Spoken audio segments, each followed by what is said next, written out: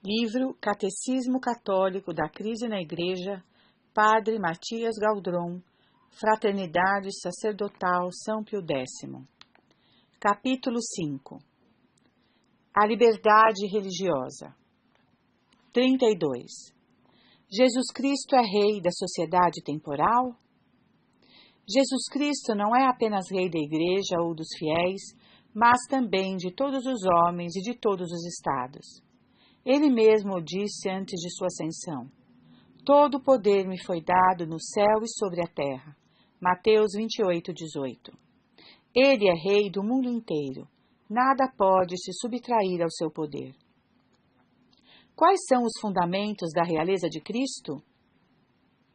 O Papa Pio XI ensina na encíclica Quos Primas que Cristo tem um duplo direito à realeza.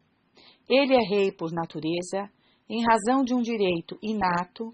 Ele é o homem-deus. Ele é Rei por conquista, por um direito adquirido. Tendo resgatado o mundo, adquiriu para si todos os homens no seu sangue. Essa realeza de Cristo não se restringe apenas aos batizados?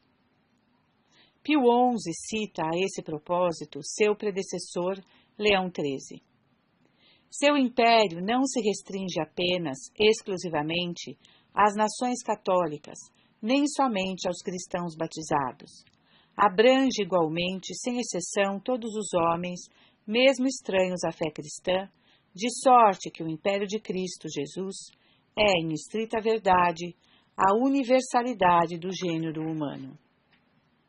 Observação: Leão XIII, encíclica Annum Sacrum, 25/5/1899, citada por Pio XI em Quos Primas, 11/12/1925.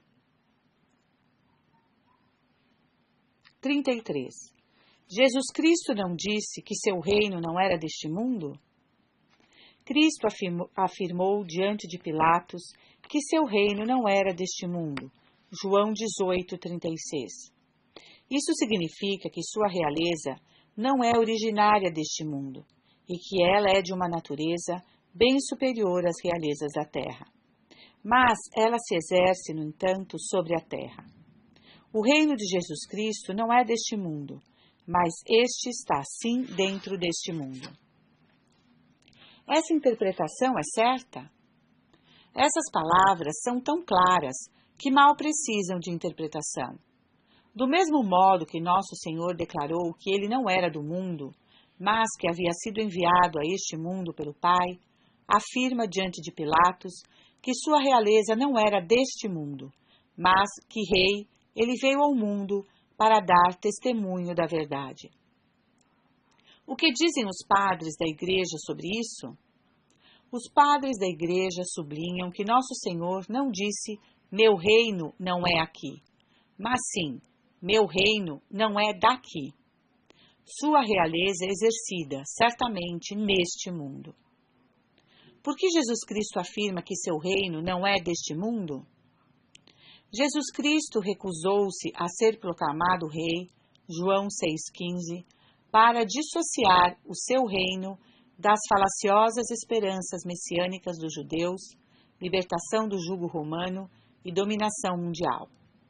Dirigindo-se a um governador romano, indica que sua realeza, essencialmente sobrenatural, não ameaça o imperador, não concorre com as realezas terrestres, cujos limites, cuja fragilidade e cujas mesquinhas ambições não tem. O reino de Cristo engloba todos os reinos do mundo, como diz a segunda antífona das vésperas da festa de Cristo Rei. Seu reino é um reino eterno, e todos os reis da terra o servirão e obedecer-lhe-ão.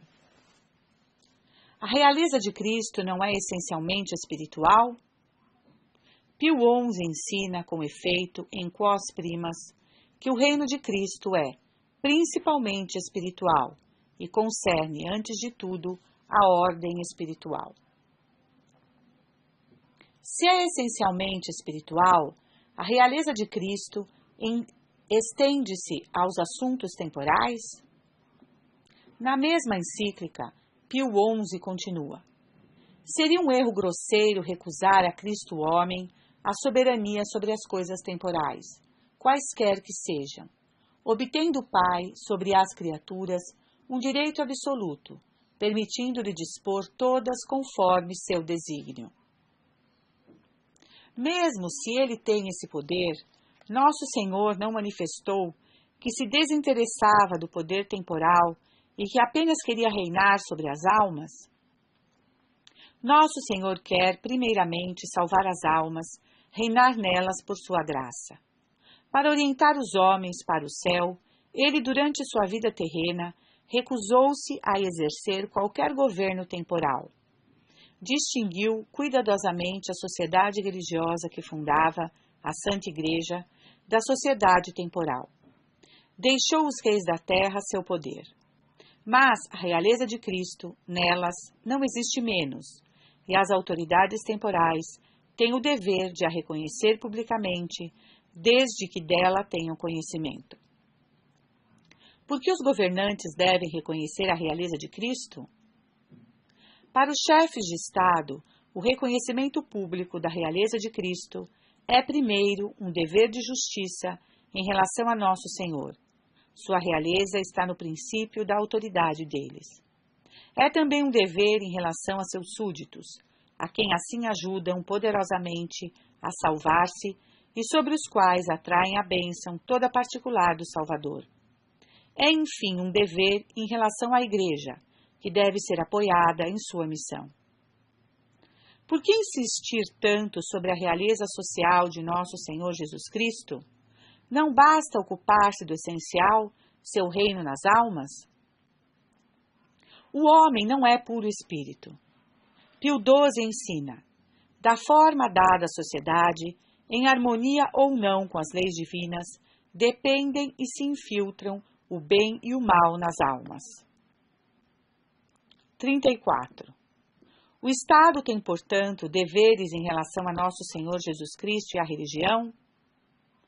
Do mesmo modo que todos os homens têm o dever de honrar a Deus, seu Criador, e por isso de abraçar a verdadeira fé, logo que a conheçam, sua salvação pessoal depende da aceitação ou da recusa de Jesus Cristo, o Estado também. A felicidade do Estado não decorre de outra fonte que a dos indivíduos, visto que uma cidade não é outra coisa senão um conjunto de particulares vivendo em harmonia.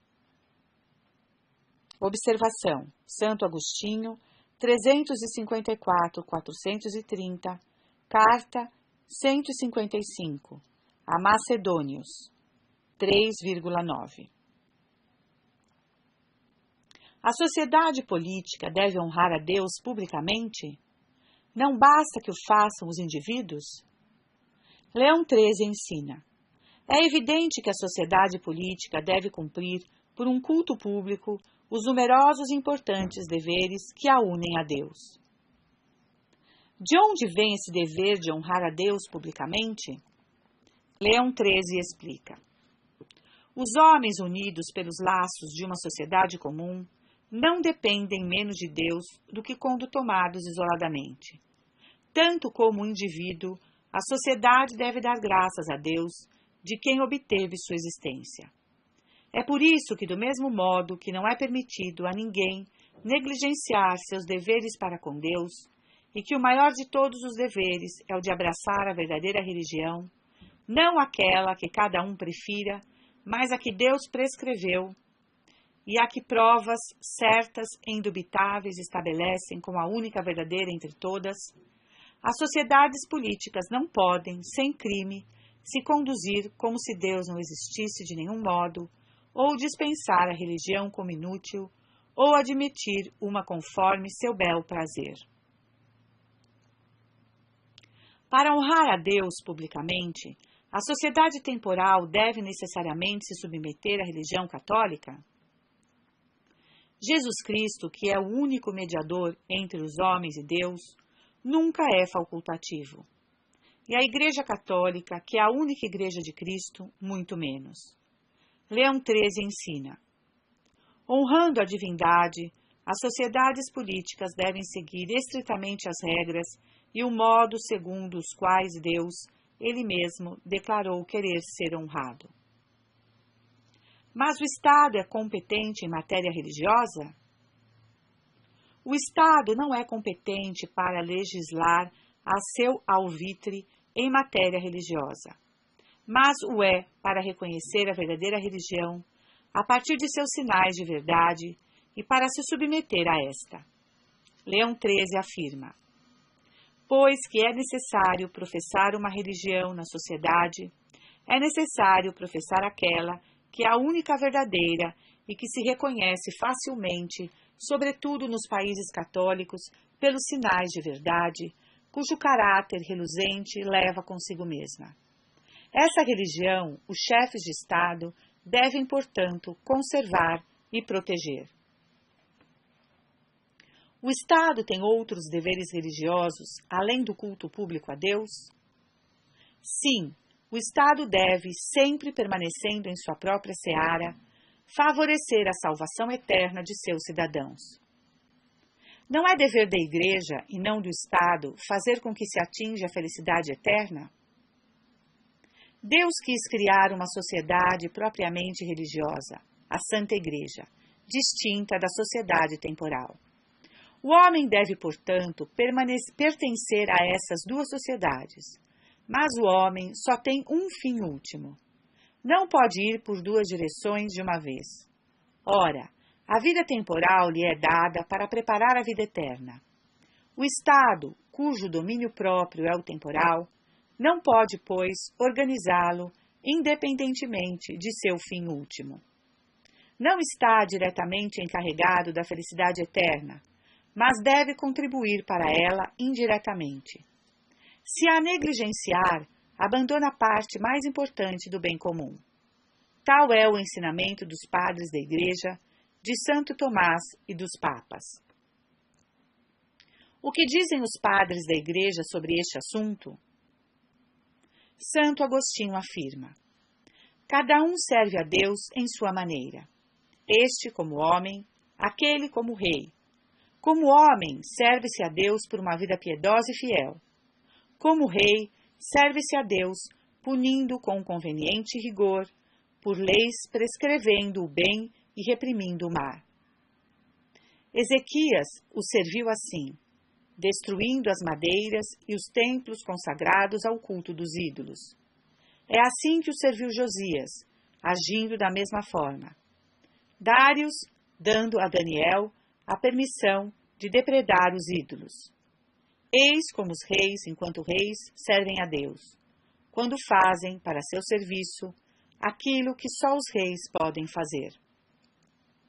E além disso, é agindo assim que os reis, enquanto reis, servem a Deus, ordenando o bem dentro de seu reino e nele proibindo o mal, não apenas no que se refere à sociedade humana, mas também à divina religião. E continua: nós chamamos felizes aos príncipes que fazem reinar a justiça, que se servem de seu poder, sobretudo, para espalhar o culto do Senhor e para se fazerem servidores fiéis de Sua Majestade soberana, que temem a Deus, amam-no e adoram-no. O que dizem os outros padres da Igreja? Santo Ambrósio começa assim uma carta ao imperador. Enquanto todos os homens, submissos ao poder de Roma, combatem por vós, imperadores e príncipes da terra, vós combateis por Deus Todo-Poderoso e pela santa fé. São Leão Magno escreve ao imperador Leão I: o poder real vos foi dado não apenas para governar o mundo, mas, sobretudo, para a proteção da Igreja. São Gregório Magno afirma: a autoridade suprema foi confiada por Deus aos imperadores para que eles ajudem seus súditos na procura do bem e para que eles abram mais larga a via do céu, de tal sorte que o reino terrestre esteja ao serviço do reino celeste. São João Crisóstomo explica: a gente grosseira a quem as vinganças futuras impressionam menos do que os rigores deste mundo. Ora, pois, o príncipe que, pelos temores ou pelas recompensas, dispõe o espírito dos homens a uma maior docilidade aos ensinamentos da verdade, merece a bom direito o título de ministro de Deus. O que diz Santo Tomás? Santo Tomás afirma em seu Tratado de Política de Regno: como o fim da vida é a beatitude celeste, o rei tem por dever dar à multidão uma vida boa e que permita atingir esta beatitude celeste. São unânimes os doutores da Igreja neste ponto? Sim, os doutores da Igreja são unânimes sobre esse ponto. Às vésperas da Revolução de 1789, o grande doutor da moral, Santo Afonso de Ligório, mantém a mesma linguagem de Santo Agostinho. Um particular se salvará observando as leis divinas. Um rei, para se salvar, deve observá-las e fazê-las observar pelos súditos, isto é, reformar os maus costumes e extirpar os escândalos. Deve cumprir este dever com coragem e sem se impressionar com a contradição. Eles não devem, pois, hesitar em banir de seu reino todo pregador de impiedade, nem em fechar as fronteiras às obras infectadas de más doutrinas. É seu imperioso dever, e é, por não o ter cumprido, que príncipes perderam sua coroa. Os papas recentes abordaram a questão. Depois da Revolução de 1789, quando os poderes temporais cessaram de cumprir sua função, os papas tiveram que tratar longa e explicitamente deste ponto. Gregório XVI relembra assim aos príncipes que sua autoridade lhes foi dada não apenas para o governo temporal, mas sobretudo para defender a Igreja. A causa da religião deve-lhes ser mais cara que a do trono. Colocados como pais e tutores dos povos, eles lhes buscarão uma paz e uma tranquilidade verdadeiras, constantes e prósperas, se comprometerem toda a sua solicitude para manter intacta a religião e a piedade para com Deus, que traz escrito sobre suas vestes: Rei dos Reis e Senhor dos Senhores. Os sucessores de Gregório XVI mantiveram a mesma linguagem? Todos os papas, até Vaticano II, são unânimes. Leão XIII explica: todos, enquanto somos, nascemos e fomos educados em vista de um bem supremo e final, ao qual é necessário tudo fazer tender, bem que está localizado nos céus, acima desta frágil e curta existência, como, pois, a sociedade temporal foi estabelecida para a utilidade de todos, deve, favorecendo a prosperidade pública, assegurar o bem dos cidadãos, não apenas se abstendo de pôr obstáculos, mas de modo a assegurar todas as facilidades possíveis à busca e à aquisição deste bem supremo e imutável ao qual aspiram. A primeira de todas consiste em fazer respeitar a santa e inviolável observância da religião, cujos deveres unem o homem a Deus. A Igreja e o Estado não devem, pois, estar separados? A Igreja e o Estado são duas sociedades distintas, mas sua estrita separação é absurda e antinatural. O homem não está dividido em um cristão e um cidadão. Ele não deve ser cristão apenas em sua vida privada, mas em todos os domínios de sua vida. Deve, portanto, empreender uma política cristã, esforçando-se por colocar em acordo as leis civis com as leis divinas. A separação entre a Igreja e o Estado foi condenada pelos papas? Pio IX condenou a seguinte proposição: a Igreja deve estar separada do Estado e o Estado da Igreja. São Pio X escreveu: que seja preciso separar Igreja e Estado é uma tese absolutamente falsa, um perniciosíssimo erro, baseada com efeito sobre aquele princípio de que o Estado não deve reconhecer nenhum culto religioso, é gravemente injuriosa a Deus, pois o Criador do homem é também o fundador das sociedades humanas, e ele as conserva na existência, assim como nos sustenta nela. Nós lhe devemos, portanto, não apenas um culto privado, mas um culto público e social para o honrar. Além disso, aquela tese é a negação muito clara da ordem sobrenatural. Ela limita, com efeito, a ação do Estado à mera busca da prosperidade pública durante esta vida. 35.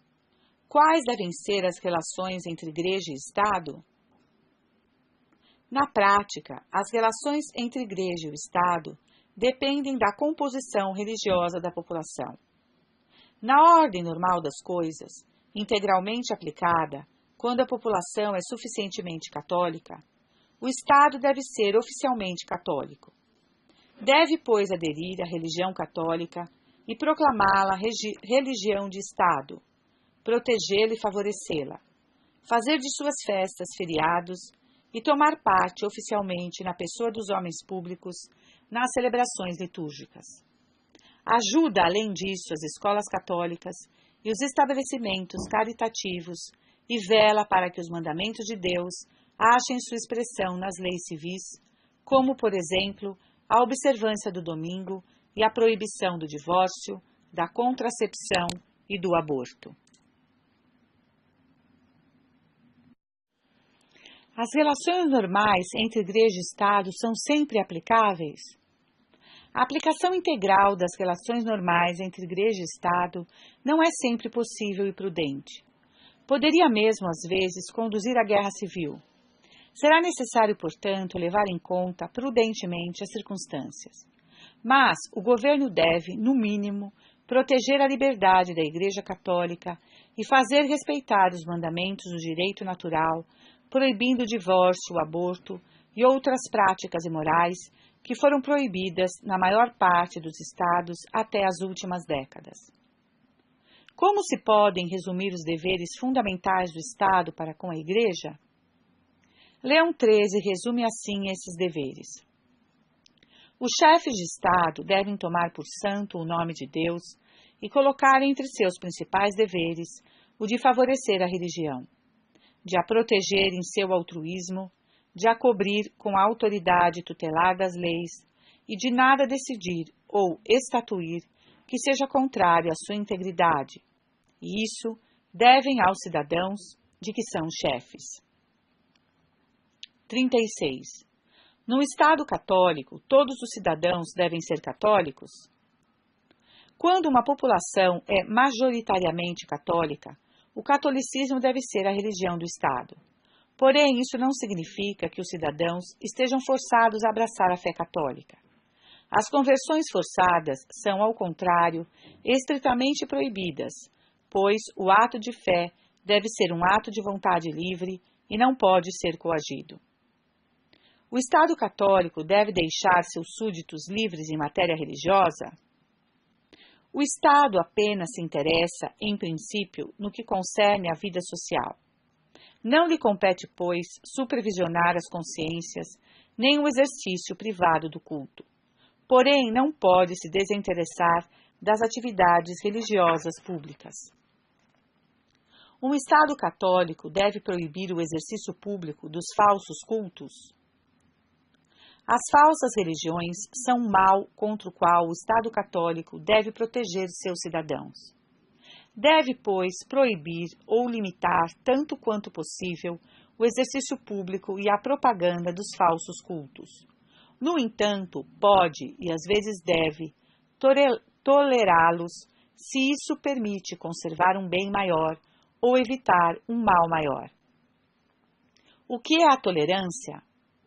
A tolerância é o fato de suportar pacientemente um mal. Não é injusto de assim suportar o mal? A justiça não é a virtude suprema. Deve estar regrada pela prudência e animada pela caridade. A tolerância não se exerce em nome da justiça, mas em nome da prudência e da caridade. Essa tolerância do mal não é, no entanto, uma imperfeição? A tolerância do mal, se é realmente prudente, é em si mesma boa e louvável, mas é consequência e sinal de uma imperfeição da sociedade. Leão XIII ensina: quanto mais for necessário tolerar o mal no Estado, mais as condições deste Estado se afastam da perfeição. Quais são os limites dessa tolerância às falsas religiões? Pertence à prudência do chefe do Estado fixar, segundo as circunstâncias, limites maiores ou menores ao exercício dos falsos cultos. O princípio geral é de que só é preciso tolerar o mal na medida em que o bem comum requeira esta tolerância. Leão XIII assim declara: a tolerância do mal, referindo-se aos princípios da prudência política, deve estar rigorosamente restrita aos limites do que a justifica, isto é, o bem público. 37. As religiões não têm o direito de serem exercidas livremente?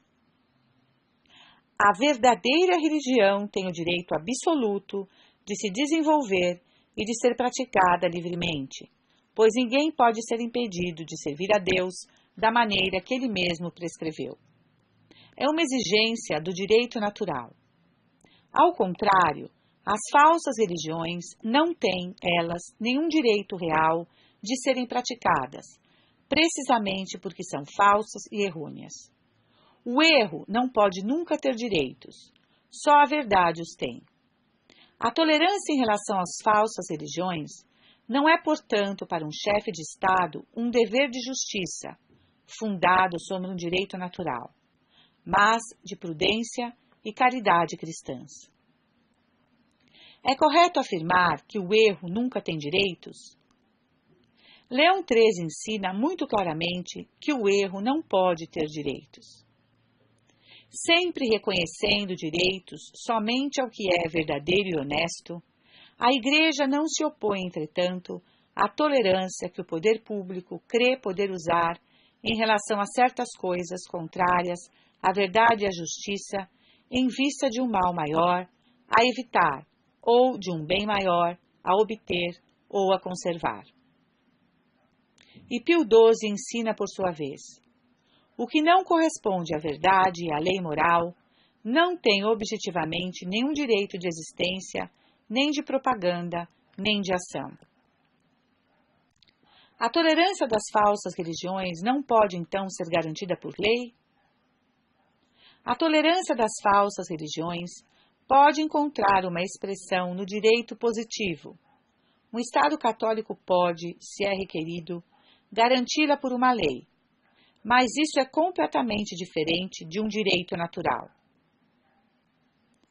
Pode-se precisar essa diferença entre direito natural e direito positivo?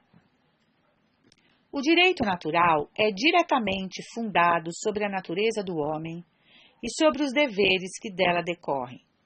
Um ato que se opõe a este direito é em si moralmente mau e injusto.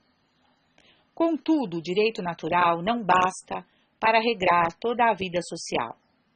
Deve ser completado e definido pelo direito positivo, decretado pela autoridade política em vista do bem comum dessa ou daquela sociedade. Ora, a virtude da prudência entra em jogo no estabelecimento deste direito positivo. Uma outra sociedade poderá, por essa ou aquela razão particular, estabelecer regras opostas que não serão injustas, no entanto. Por razão de prudência, principalmente pelo bem da paz, o livre exercício dos falsos cultos pode, em certos casos, ser garantido pelo direito positivo de um país católico, mas isso nunca poderá ser um direito natural.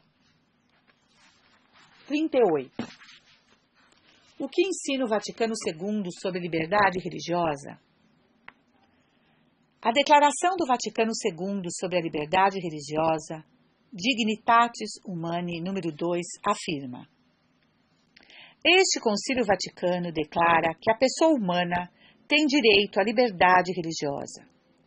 Essa liberdade consiste no seguinte: todos os homens devem estar livres de coação, quer por parte dos indivíduos, quer dos grupos sociais ou de qualquer autoridade humana, de tal modo que, em matéria religiosa, ninguém seja forçado a agir contra a própria consciência, nem impedido de proceder segundo a mesma, em privado e em público, só ou associado com outros, dentro dos devidos limites.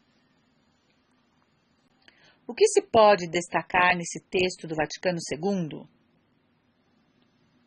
Primeiro, o Vaticano II não diz somente que ninguém deve ser coagido a crer, o que a Igreja sempre ensinou, mas pretende também que ninguém possa ser impedido de exercer o culto de sua escolha.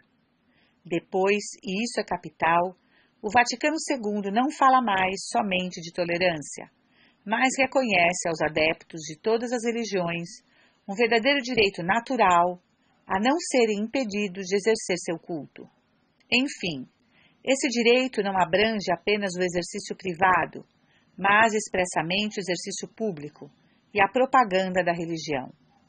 O Vaticano II promoveu, então, aquilo que a Igreja sempre condenou antes.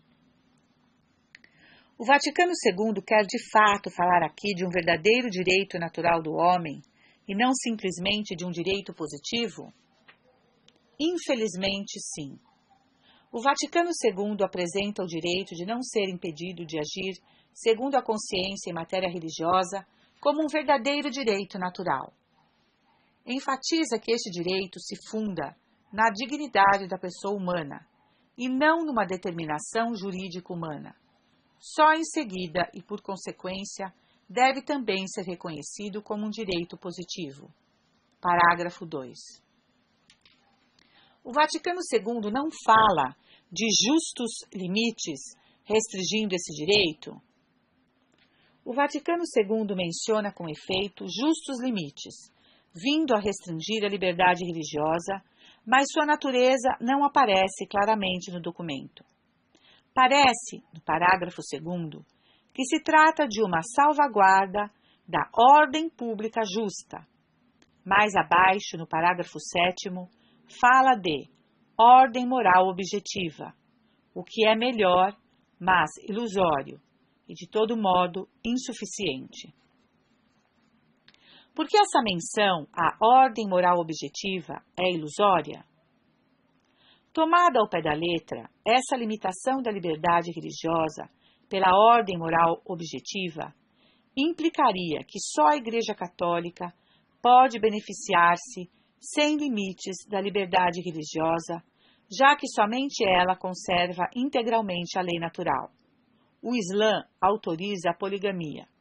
Os protestantes, e mesmo os cismáticos orientais, em alguns casos, admitem o divórcio e etc.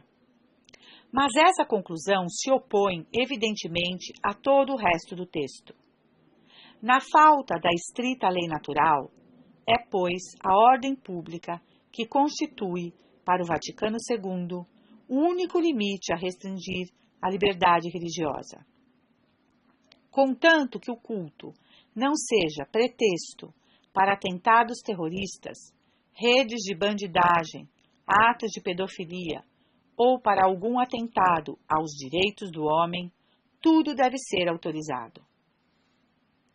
Porque a menção à ordem moral objetiva é de todo modo insuficiente, mesmo interpretada estritamente, essa limitação da liberdade religiosa pela ordem moral objetiva se confina na ordem natural das coisas, esquecendo a ordem sobrenatural. É desconhecer a realeza social de nosso Senhor Jesus Cristo, os direitos sobrenaturais de sua Igreja e a necessária consideração do fim sobrenatural do homem no bem comum da polis. É esquecer que as falsas religiões, tão só pelo fato de afastarem da Igreja Católica, jogam as almas no inferno. Em uma palavra, é naturalismo. Podemos mencionar o que São Pio X dizia da separação da Igreja e do Estado. Essa tese é a negação muito clara da ordem sobrenatural. Limita com efeito a ação do Estado à mera busca da prosperidade pública durante esta vida, o que é apenas a razão próxima das sociedades políticas, e não se ocupa de nenhum modo como sendo-lhe estranha, de sua razão última, que é a beatitude eterna proposta ao homem, quando esta vida tão curta houver chegado. São Pio X, encíclica Venementer, 1906.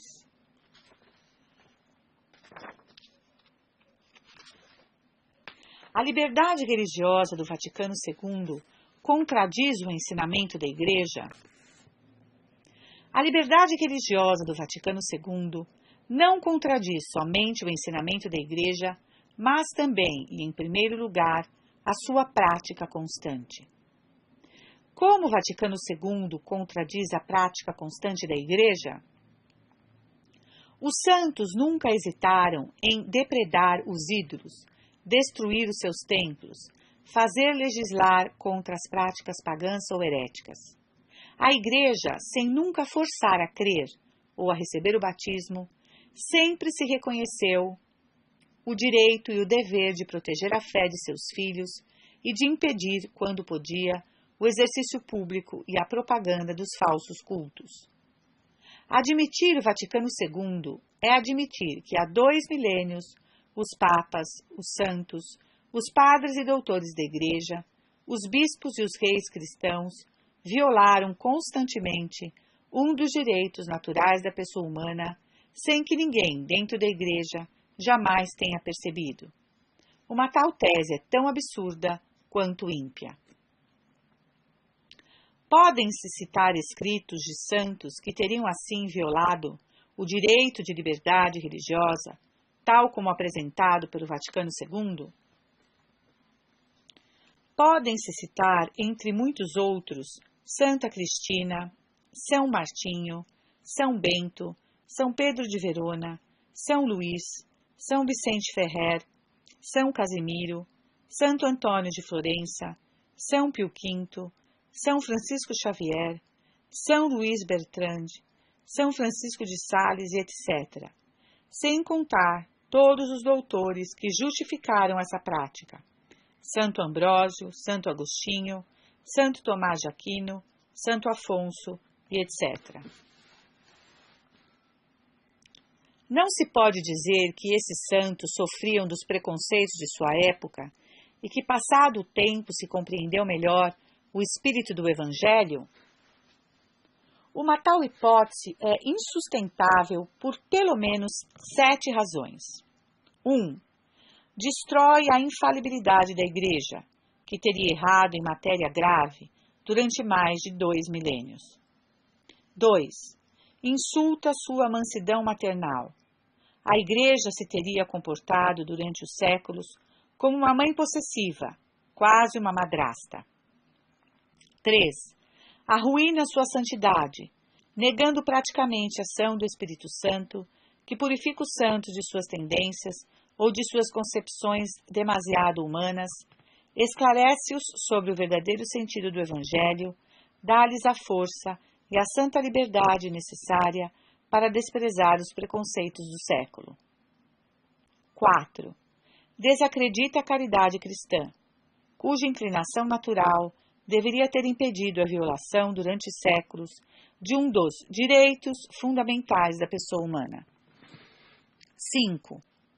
Deforma a história, considerando gratuitamente um preconceito mais ou menos inconsciente imposto pela época, o que era, ao contrário, em muitos santos, uma firme convicção, maduramente refletida e solidamente argumentada.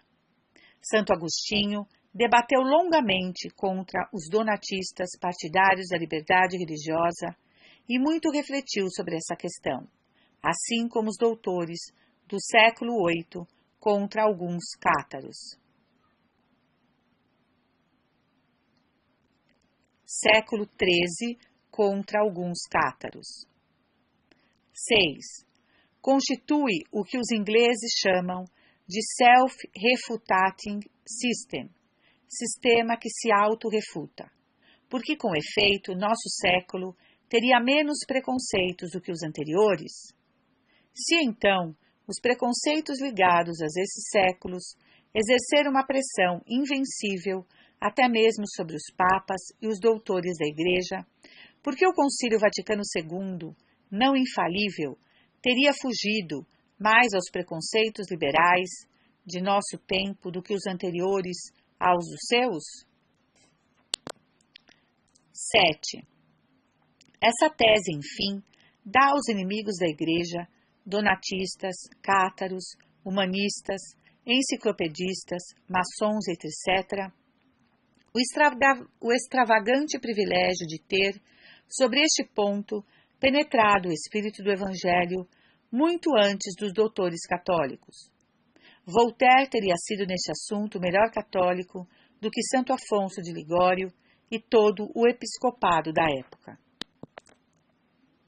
Nunca houve na Igreja defensores da liberdade religiosa? Sempre houve na Igreja defensores da verdadeira liberdade religiosa, aquela da verdadeira religião, assim como da mansidão cristã, mas jamais da liberdade religiosa, tal qual promove o Vaticano II. Os primeiros defensores da liberdade para todos os cultos foram os hereges ou inimigos da Igreja. Seus grandes inspiradores foram os filósofos ingleses do século XVII, depois os filósofos franceses das luzes do século XVIII. Os católicos que em seguida creram ser hábil reclamar essa liberdade contra os perseguidores formaram o grupo que chamamos de católicos liberais, várias vezes condenados pelos papas. Quais papas condenaram os católicos liberais? Várias ondas sucessivas do catolicismo liberal foram condenadas pelos papas do século XIX e XX. Quem condenou a primeira onda católica liberal? A primeira onda, guiada por Félicité de Lamennais, 1782 a 1854, foi condenada por Gregório XVI na encíclica Mirari Vos, em 1832. Lamennais saiu da igreja e foi abandonado por seus discípulos. Quem condenou a segunda onda católica liberal? A segunda onda católica liberal, guiada por um monsenhor Félix Dupanloup, 1802 a 1878, bispo de Orleans, e pelo conde Charles de Montalembert, 1810 a 1870, foi condenada em 1864 pela encíclica Quanta Cura de Pio IX e pelo catálogo de erros sílabos que lhe é anexo. Quem condenou a terceira onda católica liberal? A terceira onda católica liberal se desenvolveu nos meios que haviam resistido à segunda. Sob a pressão do mundo contemporâneo, e sem perceber isso, jovens católicos franceses adotaram pouco a pouco, no fim do pontificado de Leão XIII, principalmente a partir do Ralliement, em 1892, as ideias contra as quais seus pais haviam lutado. Os padres democratas, depois o Silon de Marc Seigner, 1873 a 1950, estiveram na liderança desse movimento que foi estancado pela Carta sobre o Silon, de São Pio X, 1910. Houve uma quarta onda católica liberal? Jacques Maritain, 1882 a 1973, foi o principal guia da quarta onda católica liberal na França a partir dos anos 1930. Jacques Maritain não é um grande filósofo tomista?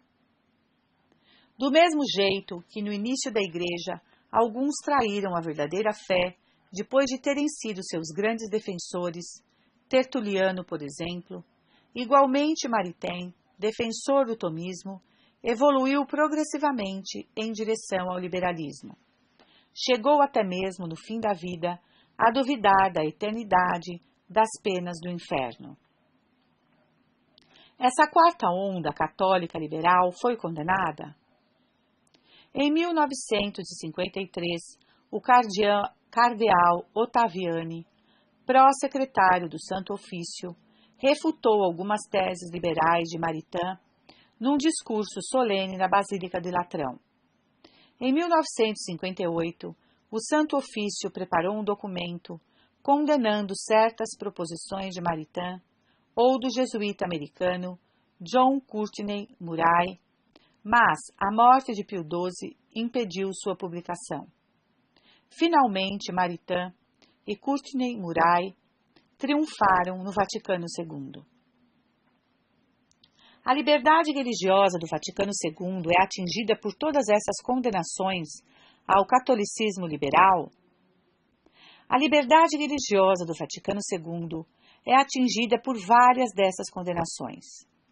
Enquanto a cura, por exemplo, Pio IX condena essa opinião errônea, muito fatal à Igreja Católica e à salvação das almas, e que nosso predecessor, Gregório XVI, chamava de delírio, a saber, que a liberdade de consciência e de culto é direito próprio a cada homem e que deve ser proclamado em todo o Estado bem constituído.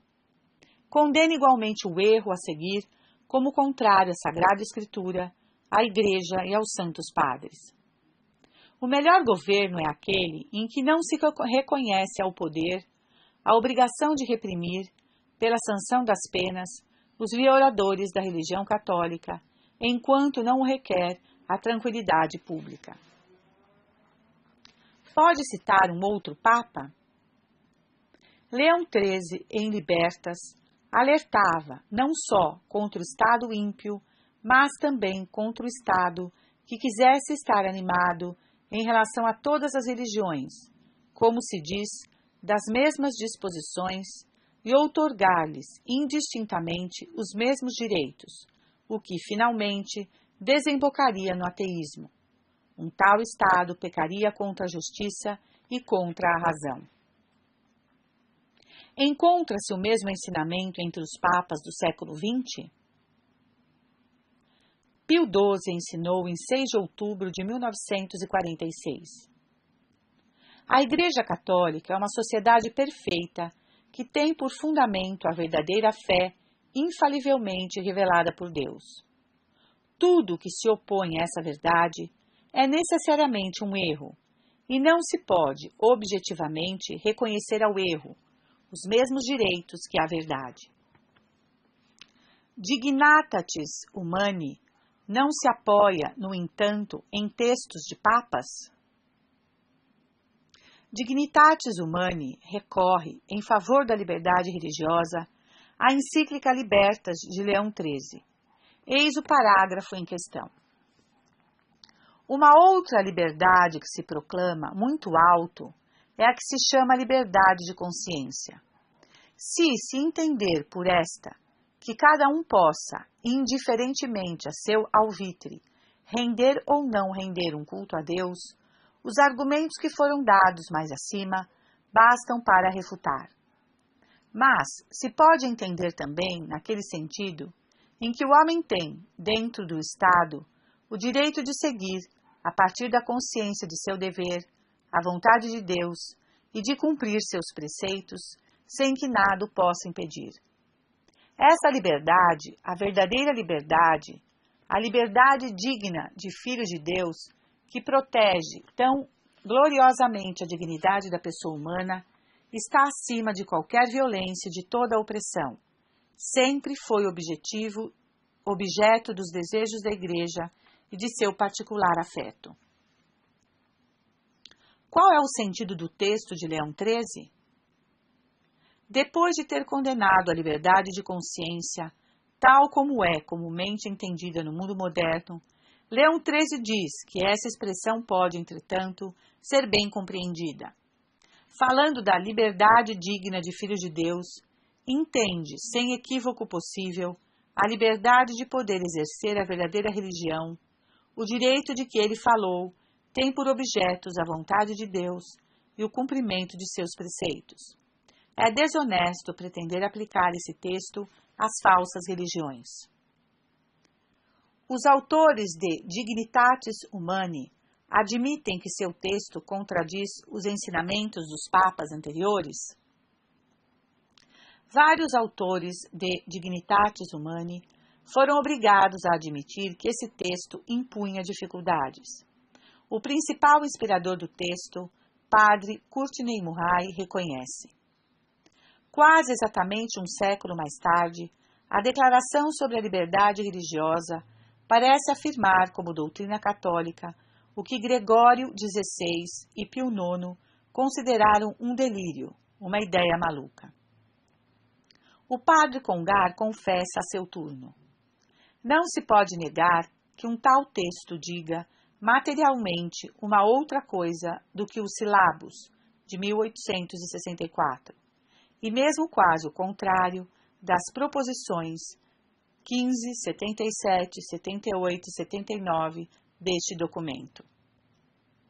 E além disso, colaborei nos últimos parágrafos, os que me deixam menos satisfeito.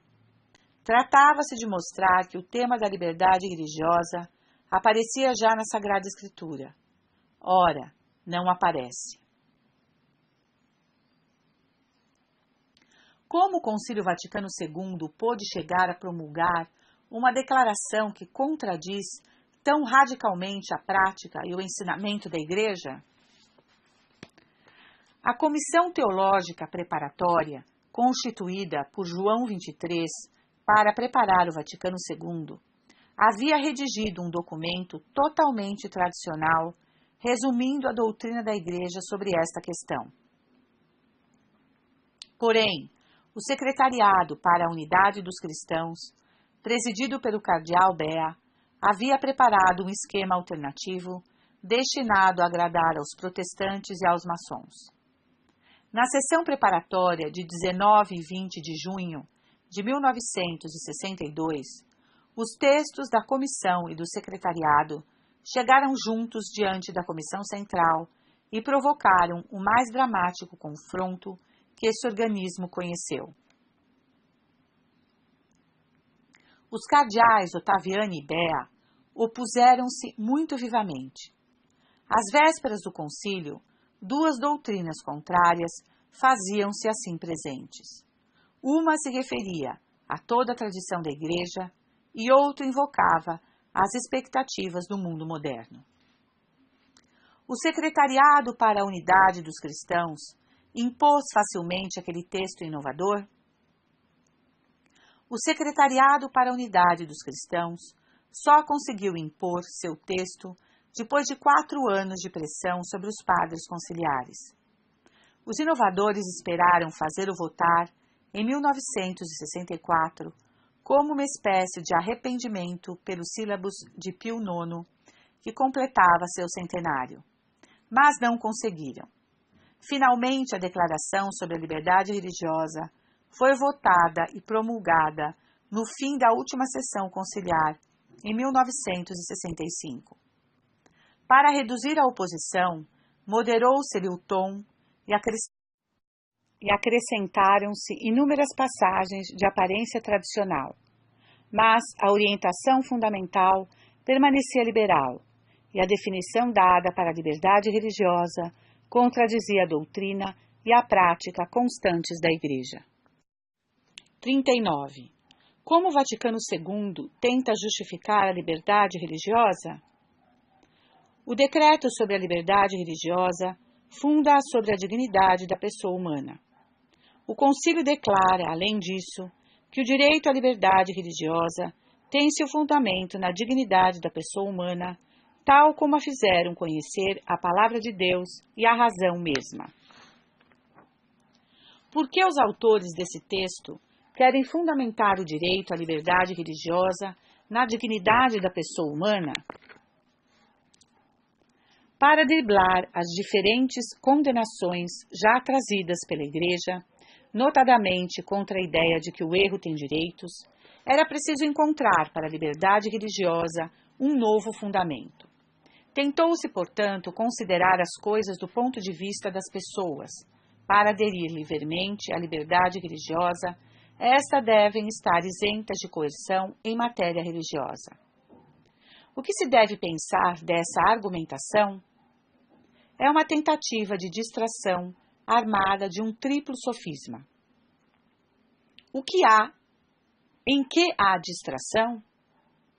Uma distinção teórica sobre o fundamento da liberdade religiosa não pode mudar nada do fato de a liberdade religiosa, ela mesma, ser contrária à prática e à doutrina constantes da Igreja.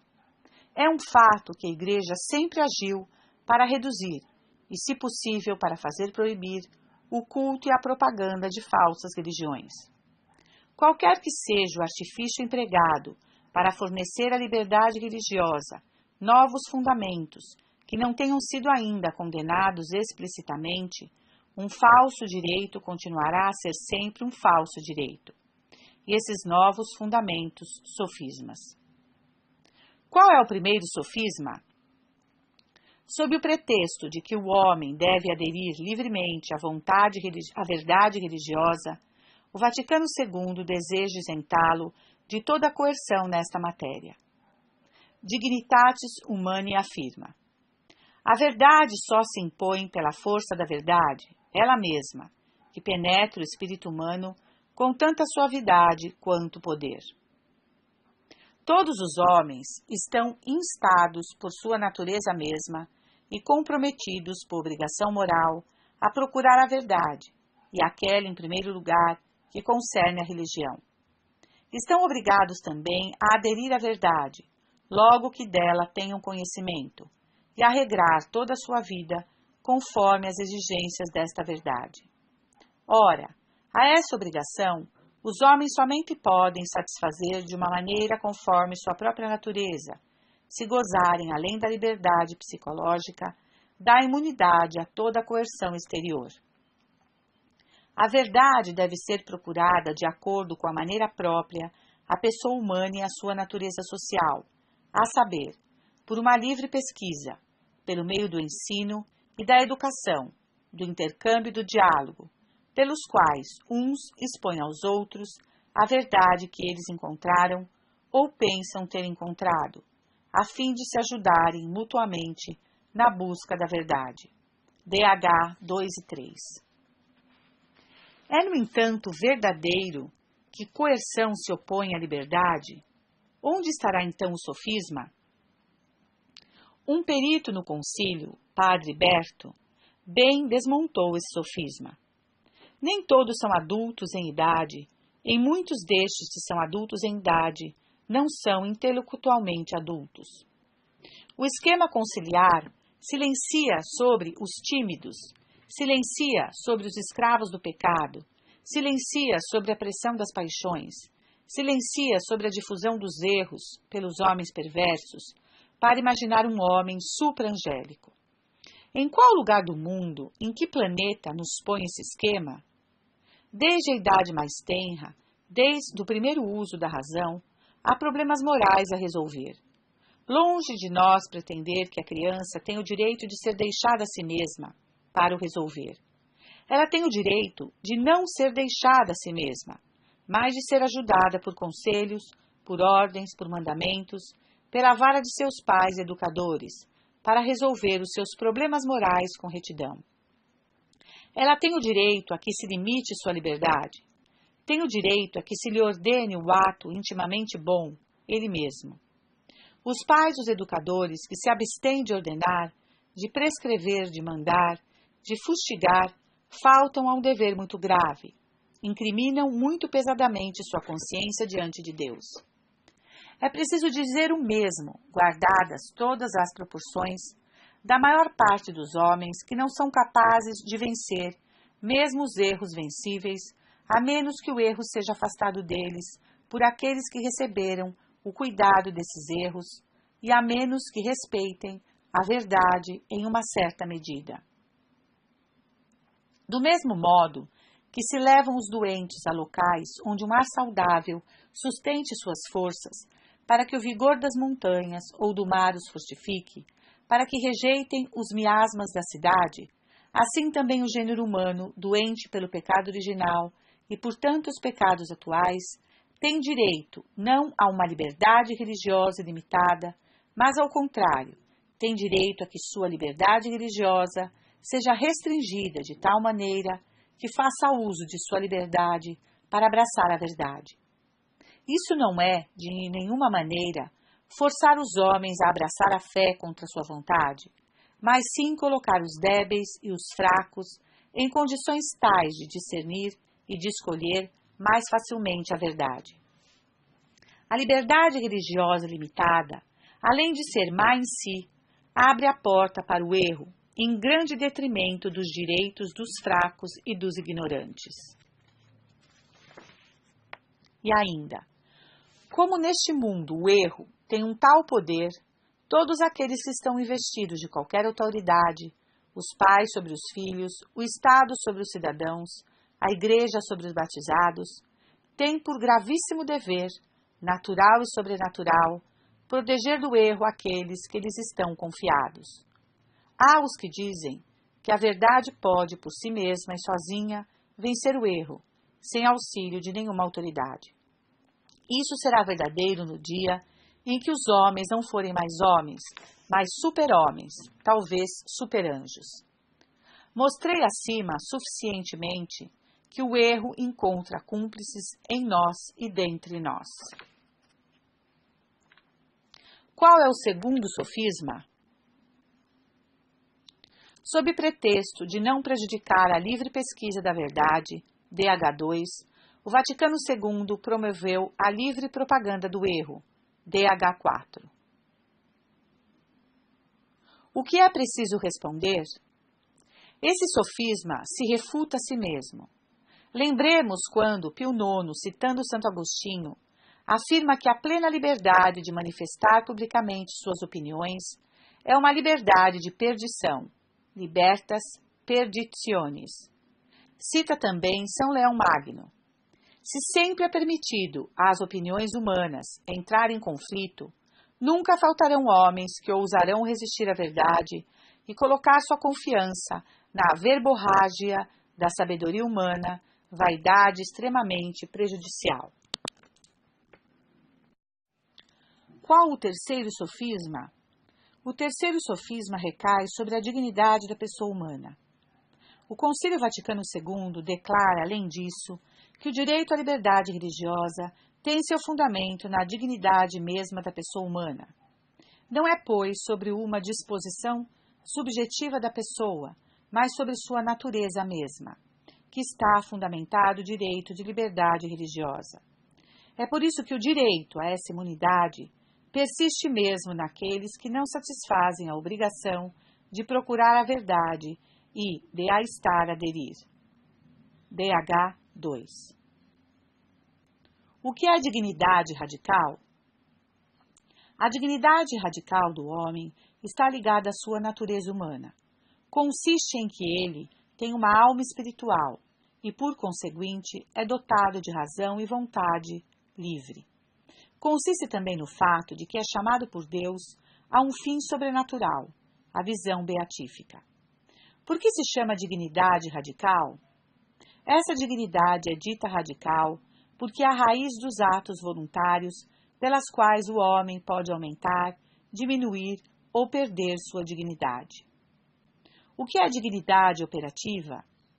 Na medida em que o homem adere ao bem e ao verdadeiro, aperfeiçoa-se. Adquire uma dignidade que se chama operativa ou terminal. Todos os homens não têm, então, a mesma dignidade? É óbvio que um assassino não tem a mesma dignidade que um santo, e que o homem decai de sua dignidade ao aderir ao erro ou ao mal. Nesta vida, não pode perder totalmente sua dignidade radical. Mesmo o pior criminoso pode ainda se converter e mudar de vida. Mas no inferno, os réprobos, que não são nem mesmo capazes de bem moral, perderam totalmente sua dignidade. Onde se pode encontrar esse ensinamento sobre a dignidade do homem? A liturgia romana relembra que nossa dignidade de homem está ferida pelo pecado e que é preciso, para a restabelecer, exercitar-se na temperança. Observação. Oração de quinta-feira da Paixão. Concedei, nós vos pedimos, ó Deus onipotente, que a dignidade da natureza humana, corrompida pela intemperança, seja restaurada pela prática desta abstinência salutar. Os doutores da Igreja abordaram a questão? Santo Tomás de Aquino explica na sua Suma Teológica. Ao pecar, o homem afasta-se da ordem da reta razão, e por isso decai de sua dignidade humana, pela qual o homem é naturalmente livre e existe por si mesmo. De certo modo, ele cai na condição do animal bruto. Os papas confirmaram esses ensinamentos? O Papa Leão XIII ensina na encíclica Immortale Dei.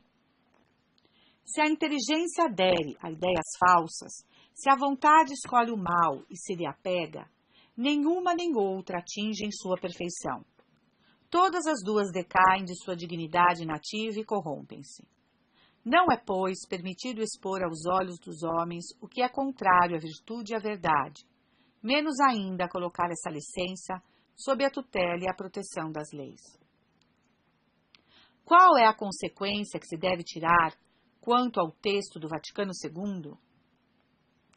O padre Berto explicava durante o concílio.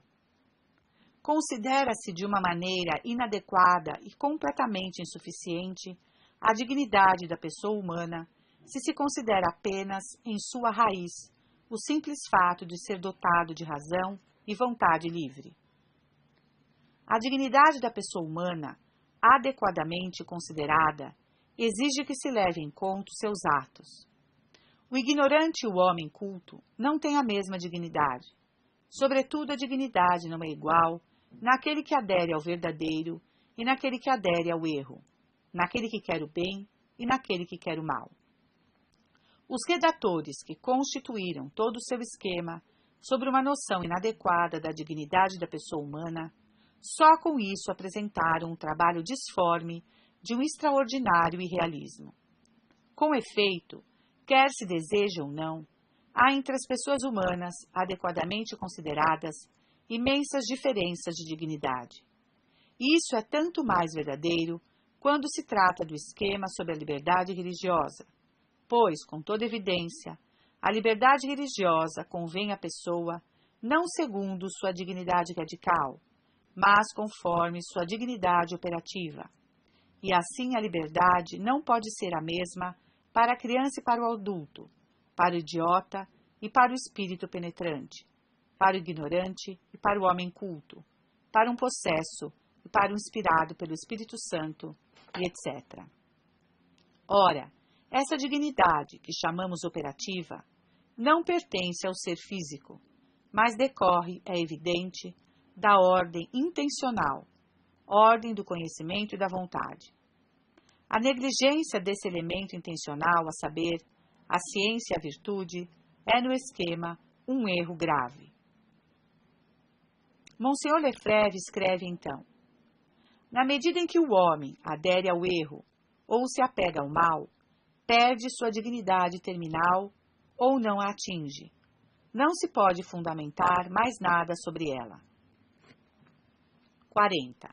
A liberdade religiosa não é uma consequência da liberdade do homem? A liberdade não é um valor absoluto. Foi dada ao homem para que ele pudesse livremente decidir-se pelo bem. Que possa se decidir pelo mal é apenas um efeito e, ao mesmo tempo, um abuso dessa liberdade. Mais precisamente, a liberdade não foi dada ao homem para que pudesse escolher entre o bem e o mal, mas para que possa se mover ele mesmo em direção ao bem. Porque Deus deu a liberdade ao homem? A liberdade da vontade é uma consequência da inteligência.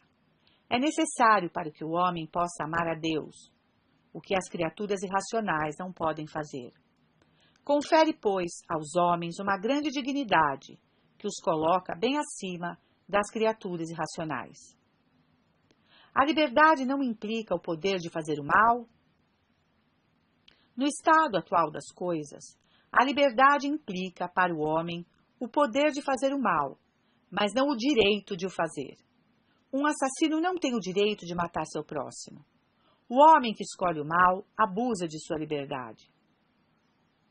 Qual é para o homem a regra do bem e do mal? É sua consciência? É verdade que o homem deve agir segundo sua consciência, mas há também, em primeiro lugar, o dever de a esclarecer, pois a consciência não é o critério último do bem e do mal. É apenas uma intermediária, transmitindo uma obrigação que dela não depende. Um homem pode ser culpado mesmo seguindo sua consciência? Sim, um homem pode ser culpado mesmo seguindo sua consciência. Culpado não porque segue sua consciência, mas porque um dia falsificou-a. Por exemplo, um médico estando persuadido de que o aborto não é um crime, ou porque foi negligente a bem informá-la. Por exemplo, um infiel nunca se tendo preocupado sobre a verdade religiosa. Um homem não pode ter falseado sua consciência sem sua própria culpa? Sim, um homem pode ter a consciência falseada sobre este ou aquele ponto, crer que tal ação é ruim, que tal ação ruim seja boa, sem que isso seja sua culpa. Fala-se, então, de uma consciência invencivelmente errônea, ou mesmo de uma pessoa em ignorância invencível. Nesse caso, a ignorância impede esse homem de ser culpado, mas a ação permanece má em si mesma. O Estado deve respeitar a consciência de uma tal pessoa? Suponhamos que um assassino seja subjetivamente inocente porque sua falsa religião lhe inculcou a convicção de que o assassinato é permitido em certas condições. Essa convicção subjetiva não lhe dá, no entanto, o direito enquanto tal. O policial que o impede de praticar seu ato não comete injustiça. Tomar-se-ia por louco aquele que afirmasse que o assassino é certamente mau, mas que o assassino tem, em razão de sua dignidade humana, o direito de não ser impedido de matar. Quem sustenta uma coisa parecida? É quase o que pretende Dignitatis Humanae. Esse texto ensina que todos os homens têm o dever de procurar a verdade e de a receber, mas acrescenta que se alguém, consciente ou inconscientemente, adere ao erro, tem um direito a não ser impedido de agir segundo esse erro, isso em nome da dignidade humana. Uma pessoa enganando-se de boa fé não merece certa indulgência? Uma pessoa que se engana de boa fé deve, sem dúvida, ser tratada com caridade e prudência, mas não adquire, no entanto, o direito de espalhar seu erro. Um distribuidor ou fabricante de alimento não pode ter o direito de espalhar produtos perigosos para a saúde sob o pretexto de que age com boa consciência. Do mesmo modo, o erro religioso, sendo mortal para as almas, é normal que o Estado proíba sua publicidade. A difusão da heresia é um grande mal? A Igreja considera a bom direito a difusão da heresia um assassinato cometido contra as almas. 41. A nova liturgia conservou a festa de Cristo Rei? A nova doutrina introduzida pelo Vaticano II se traduziu também na liturgia. No novo missal, 1969, a festa de Cristo Rei foi transferida do último domingo de outubro para o último domingo do ano litúrgico, significando que o reino de Cristo Rei só virá no fim dos tempos e que não pode ou não deve realizar no momento. Arrancaram-se do hino das vésperas dessa festa as 3 estrofes que falando do reino de Cristo sobre a sociedade. Em latim. Em português. Uma multidão criminosa grita: não queremos que Cristo reine, mas nós vos aclamamos, como Rei Supremo de todos. Que os chefes das nações honrem-vos com um culto público, que os mestres de juízes vos venerem, que as leis e as artes exprimam vossa realeza, que as bandeiras se glorifiquem, que se verem a vós consagradas, submetei também a vosso suave cetro a pátria e todos os lares. Por que as autoridades da Igreja transformaram assim a natureza da festa de Cristo Rei? Lex orandi, lex credendi, diz o adágio. As fórmulas de oração são também expressão da fé. Ora, a liberdade religiosa está em oposição total aos princípios professados antigamente pela Igreja. É por isso que os promotores da liberdade religiosa não podem invocar em seu favor nem a Sagrada Escritura, nem a tradição da Igreja. Foram sempre os inimigos da Igreja, hereges, racionalistas, filósofos das luzes, maçons, etc., que reclamaram a liberdade religiosa. O Vaticano II se opõe explicitamente à realeza social de Cristo. Dignitatis Humani omite-se totalmente de falar de Cristo Rei. Tendo em vista o assunto tratado, é uma gravíssima omissão. O texto não proíbe aos Estados professar o catolicismo, seria contrário demais à tradição, mas a isso tampouco os encoraja. Apenas tolera essa profissão pública de catolicismo, ao mesmo título que a das falsas religiões. Na prática, desde 1965, o Vaticano trabalhou para a supressão dos Estados católicos. Qual era, em relação a isso, a conduta da Igreja antes do Vaticano II? Logo que a Igreja obtinha a liberdade, exortava os reis e os príncipes, sobretudo se fossem cristãos, a proteger e defender a verdadeira religião. Nos países de missão, esforçava-se principalmente por ganhar para a fé católica os príncipes, para facilitar assim o estabelecimento de uma sociedade impregnada do espírito cristão. 42. Quais são as consequências da liberdade religiosa? A primeira consequência da liberdade religiosa pregada pelo Vaticano II foi que os Estados, ainda católicos, tiveram que mudar sua Constituição. A liberdade religiosa trouxe a laicização do Estado e uma descristianização sempre mais avançada da sociedade. Como se dão os mesmos direitos a todos os erros, a verdadeira fé desaparece sempre mais. O homem que, por sua natureza decaída, tende geralmente a seguir a via mais fácil, tem necessidade da ajuda das instituições católicas. Numa sociedade marcada pela fé católica, muito mais homens salvarão sua alma do que numa sociedade em que a religião é um negócio privado e a verdadeira igreja deve existir ao lado de inúmeras seitas que possuam os mesmos direitos que ela. Quais foram os países que tiveram que mudar sua Constituição depois do Vaticano II? Um exemplo característico é a Colômbia.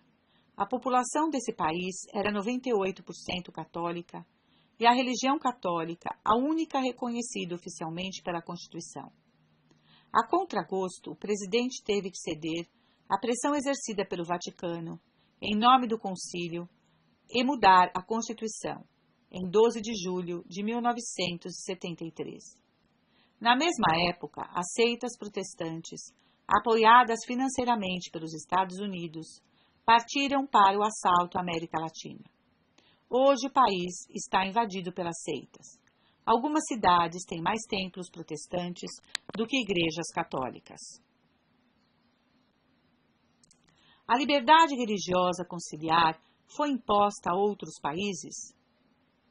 2 cantões suíços, Le Tessin e Le Valais, tiveram que mudar suas constituições também sob a pressão do núncio. Na Itália, uma nova concordata foi assinada em 11 de fevereiro de 1984. As falsas religiões obtiveram a igualdade de tratamento com a Igreja, etc. E é Roma mesmo que pede essas mudanças. Pode-se citar um último exemplo? O caso da Espanha é particularmente interessante porque a concordata assinada em 27 de agosto de 1953 entre a Espanha e a Santa Sé era considerada por Pio XII um modelo do gênero. Seu artigo 1º começava assim: a religião católica, apostólica e romana continua a ser a única da nação espanhola. E essa concordata ratificava o Fuero de los Españoles, a Carta dos Espanhóis, de 13 de julho de 1945, cujo artigo 6º era particularmente claro. A profissão e a prática da religião católica, que é a do Estado espanhol, gozarão de proteção oficial. Ninguém será inquietado por suas crenças religiosas, nem pelo exercício privado de seu culto. Não se autorizarão outras cerimônias, nem manifestações exteriores que as da religião católica. O que ocorreu em 1965? A Declaração Dignitatis Humanae contradizia frontalmente esse artigo 6º. Sob pressão do Vaticano, a Espanha outorgou então, em 1967, a liberdade aos outros cultos, referindo-se expressamente ao Vaticano II. Depois desta declaração do concílio, a necessidade apareceu de modificar o artigo 6º do Fuero de los Españoles, nova formulação. A profissão e a prática da religião católica, que é a do Estado espanhol, beneficiar-se-ão da proteção oficial. O Estado assegurará a profissão da liberdade religiosa, que será garantida por eficaz disposição jurídica, que salvaguardará tanto a moral como a ordem pública.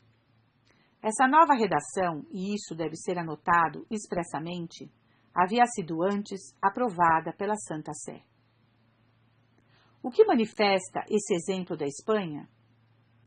O exemplo da Espanha mostra a evidência, a contradição entre a doutrina tradicional e a do Vaticano II, já que o que era louvado antes de 1965 se tornou subitamente condenável depois desta data. O que prova a aplicação do texto de Vaticano II sobre a liberdade religiosa?